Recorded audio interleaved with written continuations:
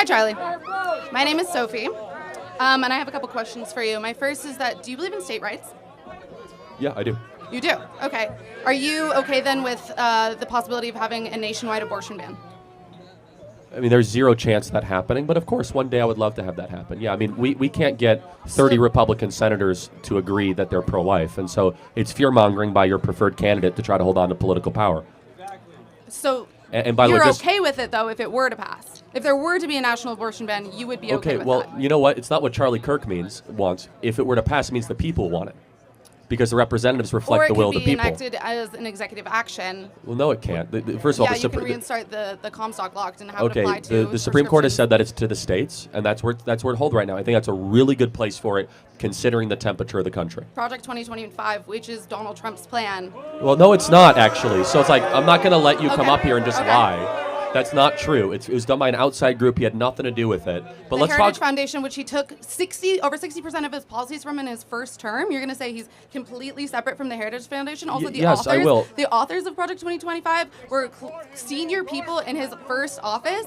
Well, hold on. Since we're talking about Project 2025, maybe you can help me explain this.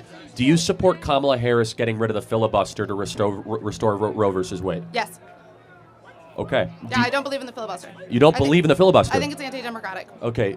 Do you think we should ban fracking? Yes, I do. Does your candidate? She's kind of iffy on that one. She was against it, or she was for banning fracking in her 2020 Do you think she's telling the run, truth when she says she's for it? Well, for banning fracking? No, that she says she's for fracking. Is she telling the truth? I think that she's being pushed one way or the other because people, or she's working on winning an election. Oh, winning an election, so just tell the voters what they want, right. I think that if you want to win an election, you have to sometimes compromise on the things that you originally believed in. She realized that it was not a productive policy when she was running in 2020, and she didn't get the nomination, so she backstepped, and it's okay for people to change their opinions when they've learned more. What is her greatest accomplishment? She's had a record number of tie-breaking votes in the Senate of any vice president ever. What's the greatest legislative accomplishment you'd point to? I don't have any. No, but the tie-breaking vote. Tell me one tie-breaking vote. Oh, I wish I had this on the top of my head, but I don't. I have another question for you. No, but do you believe in parents' rights? I'm curious about her achievements. Of course, parents can't abuse their kids, but I do believe in parents' rights. Yes, but tell me this. Do you believe that it's okay to ban I'm asking you a question. Theory nationwide? Yes, of course we should ban critical race theory so from publicly funded schools. schools. Rights. No, okay. Again, I'm happy to. That's backwards. Well, hold on. Do you think that we should teach eugenics in our schools? We do teach about eugenics. No, teach it as fact. But we teach about it when we talk about Nazi Germany. No, should we teach it as fact? About eugenics. Yes. Explain your question more. So critical race theory is immoral and wrong and believes that certain races are not worthy of being treated as well. No, critical race theory is about defining structures and right. So tell me who was the original author of, since you know about it, who was the original critical race theorist in the 1990s? Name one. I don't have the names off the top of my head. Yeah, it's Derek Bell, Angela Davis. You just said that you are for Kimberly parents' Crenshaw. rights. But you're against parents' rights if you're okay with them having a nationwide ban for critical race theory. And for hold on a second. I do not believe that we should be teaching children that white people are bad because of the color of their skin. I think that's repulsive and it's wrong. That is fine as a belief. No, that's what CRT is. That goes against your own belief in parents' rights. Do you believe in small government? Hold on a second. Let me answer. Let's slow down a second. Parents' rights. If a parent wants to homeschool their kids and teach critical race theory, they have the right to do that. We should not taxpayer fund it, though. But let me ask you this question. But if parents are taxpayers and their taxpayer money is going to publicly funded schools, that's pretty counterintuitive. Let me ask you this question. Your candidate right now is not doing very well. You agree? No, I don't. I think it's actually just a neck-and-neck race. It's going to be one on the margins. Okay, great. So why is it that most Americans think that Trump handled the economy better than Kamala and Biden? Because he inherited Obama's economy. Because we went into a recession. We went into inflation at the end of his term. Joe Biden inherited inflation. Joe Biden inherited his tax policies. Joe Biden. Yeah, I'm sorry. I'm not going to teach an economics class right now. Do you believe in small government? Of course I do. My question. How many of you guys in the audience are getting crushed by inflation right now? Raise your hand. All of us. Look at this. All of us. It's a global issue. Wait, you're being crushed by your own vice president. It's a global issue. Do you understand what? Do people here understand what a vice president does? What has your vice president? What has Kamala done to secure the border? People understand what a vice president does. Wait, hold on a second. What does Joe Biden do? He's the president. Oh. So she has to do whatever he wants her to do. That's what a vice president does. I'm sorry, you still haven't answered my question. Do you believe in small government? Yes, you're doing a sequence of questions. Yes, I do. In what context, though? I believe the government should be small but strong. Small but strong. Explain Yes. that. Explain so that. small in its scope, strong in its enforcement. It should have morally clear terms of what it does. Yes. So you're okay with expanding the military as it is part of the government? No, actually. By the way, one of the reasons that we're here is because Kamala Harris is a warmonger who wants to send hundreds of billions of dollars to Ukraine while our own border remains wide open, and 320,000 kids are missing in sex trafficking because of your preferred candidate, Kamala Harris. Are you worried about those 320,000 missing kids? Of course I'm worried about children. However, I don't believe that the vice president is responsible for that. She's in charge of the border. She took credit for the border. She's the border czar. Joe Biden said this is who's in. She was said, I am in charge of the border. How has she done it doing that, by the way? Has she done a good job managing the border? I honestly disagree with all of the past administrations on their border policies personally. Okay, but do you think she's done a good job? No, I don't think anybody's done a good job. Do you want However, more? there was Okay. an incredible, very strict border bill that went into the Senate and was voted down because Donald Trump himself wanted it to be a voting issue. It's BS. And you No, know it. people, there's literally quotes. There's literally quotes of people saying it. So I don't want to spend too much time on this, but let me ask you: how many people would have been allowed to cross the border every day in the bill? Tell me. It's in the tens of thousands. 5,000 people a day. Yeah. It would. So that means. I'm not against that. Do you believe in borders? I do believe in borders, but I'm not against limiting by a random number. That's a random number. So we need to pay attention to the context in which people are crossing the border, why they're doing that. Context is important. So when someone robs a bank, if they're hungry, that's okay? Say it again. If someone is poor, should they be able to break into America? That's not at all what I'm insinuating. No, what's the context then? I don't understand. Nobody's breaking into. When you're talking about legal border crossings. No. These are. You're talking about 5,000 a day legal border crossings. No. These are not. These are illegal entries into the United States of America. Do you know that there have been more arrests under this administration for people crossing the border than there were during Donald Trump's Yeah, because there's more people coming across the southern border. So context matters. Yeah, 10 million people are illegally in the country. Let me ask one final question. Do you think Kamala Harris did a good job managing the Russian-Ukrainian war? She went to the Munich Security Conference days before the invasion. Is she someone that you think is a smart person? I do think she is a smart person. That is a separate question. I don't believe that the Ukrainian war has been handled well by anyone in government. Personally, I think we can say eye to eye on that. What's one thing Trump did right as president? I'll help you out. I'll help you out. One of the things that he did was he was the president who really boosted the economy of the United States. I disagree with that. Wars, That's not true either. No, he was a part of the Abraham Accords, which is the reason why Hamas attacked Israel on October 7th. That was because of his participation in creating the Abraham Accords. Talk to me. Just talk to me here. Okay. I can't think of a single thing that he's done that I would support. I disagree with it. What would you list as The only his thing favorite? that I can add there is you've said that what does a vice president do, right? Mm-hmm. That she has to do whatever the president wants her to do. But when she was asked just a week ago, she was given the opportunity to maybe point out some differences. When she was asked on The View, what would you have done differently than Joe Biden? And she said, I cannot think of a single thing. So she is responsible. Joe Biden has said he delegated everything from domestic to foreign policy to her, and she has been by his side every step of the way through every major decision he's made. So she should be held accountable for a record that she continues to say that they are very proud of. I disagree with this held accountable stance, but I actually agree that I thought that was a very poor answer. I thought that she had an opportunity there to bring in some of the voters who, are maybe on the fence about her because of Joe Biden's policies and because of the idea this would be a continuation of a Biden administration. I really didn't appreciate that opinion. And I also don't think that she's a perfect candidate. She's my preferred candidate, but I don't believe she's a perfect candidate. And so I'm fully with you with that. That was Last question. Does not a it good bother response. you that there was no primary?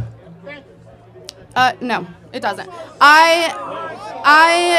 No, and it's for a practical reason. It's not like I would have preferred there have been a primary, but primaries are very expensive. I would have preferred. I'm not saying that I wouldn't have liked it. I'm just saying that I'm not making a huge issue about it. So explain to me how the party of democracy can have a candidate that no one voted for. Because it's within the rules. It's literally within the rules. Like we can change the rules later if we want. Of course it's within the rules, but like no one voted for her. So how's that democracy? I mean, they did vote for her for vice president.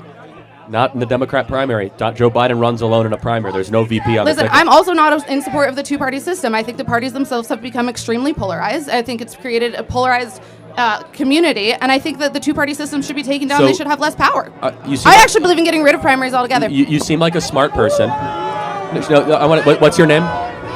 What's your name? I'm sorry. Sophie. Sophie, you're bright. Thank you. You're not making a good political decision here. But let me just tell you this. It's your opinion. You will Your look opinion. back and say, wow, Kamala Harris is a corporate shill who actually does support not just the two-party system, she supports a one-party system. She does. Let me finish, and then we'll just call it even. That she does not believe in freedom of speech. She censors her Neither does Donald opponents. Trump. Neither does Donald Trump. Yeah, Donald Trump. How could you say that? Who is it? Donald Trump ever shut up? Wait, I'm sorry. You think that Donald Trump supports freedom of speech? Of course he does. He's extremely pro-Israel, and there are 38 states right now that have anti-BDS laws. That is a violation of freedom of speech, and if he were to take office, I'm sure that he would continue those. Also, the internet, I'm sorry, is not a utility. The only way for freedom of speech to be impeded, is if the government does something. But they said that those are private corporations. Do you believe that private corporations should be able to make decisions about what they do? It's a lot more nuanced than that. Is it? Yeah. So, for example, should United Airlines be able to kick us off because we're Republicans now? Well, what do you think? Because there's only 3 carriers, and so it's more nuanced than that. For example, should AT&T be able to drop your calls if you say you're supporting Kamala if it's owned by a Republican? Answer the question. If AT&T do you finds think out that corporations should have the freedom to make any executive decisions that they want? when it gets to scale and it's a monopoly, it becomes more great. nuanced So than that. we agree on breaking up monopolies then. Yes, we do. I know, but that's why it's Right. more nuanced. So, Yeah. all right, we'll see who wins. Thank you so much. This is a good debate that ended with, let's see who wins. That is a good way of debating. You see, where I have issue with this lady is when she's trying to remove Kamala from Biden, policy. You understand what Biden did, how Biden ruled. The thing is, you are the vice president, and you are the best person to advise the president because you assist the president. So if you feel like the president made a rule and you are removing yourself from it, it shows how divided the party is, you understand? Because before the president will make a declaration or something, at least you guys need to deliberate, you guys need to discuss. You should be his ride or die because you are the next in line. So I don't get how they are trying to promote a candidate. I wish they brought someone entirely different, not Biden, not Kamala, someone that is entirely different. At least the person would have been a neutral person, you understand? You are not, you are in the administration, or let's say you believe in this party, you understand, but you had nothing to do with how they run everything. I understand that when they took over power, COVID hit and things went bad, you understand, for them. Because even in Africa, we also experience inflation, you understand? But it's politics. Your opponent is going to use that as a yardstick to debate you or to make your administration look poor or weak, you understand? So I really get that. They had the opportunity. It's just like they're trying to win at all costs, you understand? So I expected, Kamala to answer the question perfectly well, you understand? You're trying to, be at Biden's side and claim that, you would have not done anything different. That means Biden did a perfect job. It shows that when you come back or be in power after Biden, you are going to repeat the flaws or those things Biden did wrong simply because you said it with your mouth that you did not see anything wrong in the Biden administration, like he did everything perfectly well. You understand? So there are several ways to answer this question, you understand? Even if you are trying to act all cool by making Biden look good, you're supposed to think about yourself because you are trying to campaign. So you are supposed to think about, if I should answer this question this way, will I lose supporter or will it make me gain supporter? You understand? Because even in Africa, we are still suffering from the COVID, COVID inflation. Like, we are just trying to recover, you understand? So I get your point. And Charlie's going to hold you by that. And that is the problem, you understand? Charlie's trying not to be too harsh on this lady or like hold her so much accountable. He's just trying to, let's just debate this naturally. Let's just make things go smoothly. And as I feel like she gave Charlie the opportunity to ask her more questions than she did. You came to debate Charlie. You're wearing Kamala.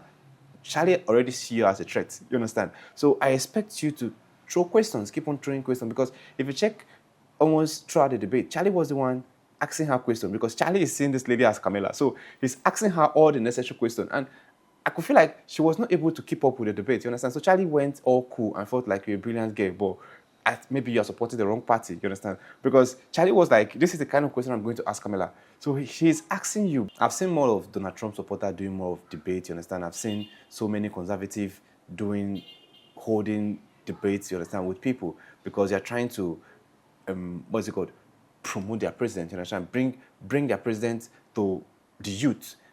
So many times I see people asking, why is it that Charlie debates the college students? These are, based on Charlie, the future voters of America. So you have to make them think straight, you understand, because they're teaching them so many things in school that don't go in line with conservative teaching.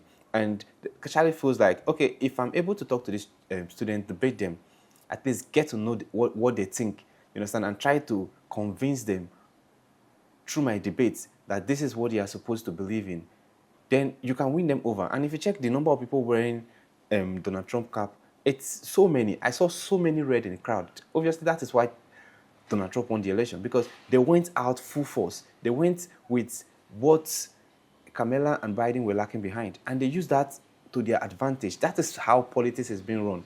So if you feel like you did a good job, you come out with facts. Okay, I did this during our administration. Based on what Donald Trump said in his first tenure, he said towards his first tenure, they were totally ceasefire. There was no new war. You understand? The people that were fighting war was based on the war that came before he came into power. He was like, when I was in power, there was no new war. You understand? He was able to brag with that. So that is what I'm expecting these guys to do. You understand? Brag with what you've done. Okay? Well, it's politics, and we all play politics differently, but we have to be smart about this. Anyway, let me know what you think in the comment section. If it is the first time visiting the channel, click on the subscribe button. Thanks for watching, and remember blessed.